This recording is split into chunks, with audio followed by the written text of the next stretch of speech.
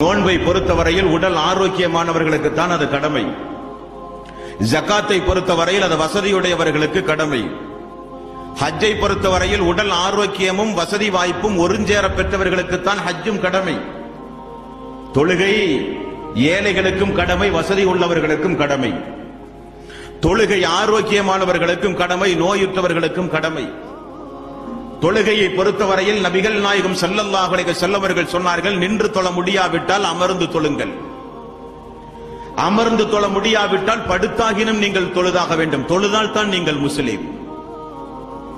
நீங்கள் பயணத்தில் இருந்தால் 4 ரக்காத்து தொழுகைகளை 2 ரக்காத்தாக குறைத்தாகினும் நீங்கள் தொழ வேண்டும். போர்க்காலங்களில் தாக்குதல் எதிர்த்தாக்குதல் நடத்தப்படுகிற போர்க்காலங்களில் கூட 1 ரக்காத்து தொழுகை கடமையாக்கப்பட்டிருக்கிறது. ஃபஜ்ர் ஆனாலும், லொஹர் ஆனாலும், அஸர் ஆனாலும், மக்ரிப் ஆனாலும், இஷா ஆனாலும் 5 நேர கடமைகள் எல்லாம் 1 ரக்காத்தாக கூட போர் காலங்களில் நீங்கள் தொழுதாக வேண்டும். இப்னு மஸ்ஊத் ரலியல்லாஹு அன்ஹு அவர்கள், இப்னு அப்பாஸ் ரலியல்லாஹு அன்ஹு அவர்கள் எல்லாம் சொல்லுகிறார்கள், என்றைக்கு அல்லாஹ் போர்க்காலங்களில் நீங்கள் தொழுதாக வேண்டும் என்ற ஆயத்தை இறக்கினானோ அத்தோடு இந்த உலகத்தில் யாருக்கும் தொழுகையை விட அனுமதியே கிடையாது என்றார்கள் சஹாபாக்கள். அந்த அளவுக்கு மிக முக்கியமான ஒரு கடமை தொழுகை என்பது. எந்த ஒரு காரணத்தையும் கூறி தொழுகையை விடுவது மார்க்கத்தில் அனுமதியே கிடையாது.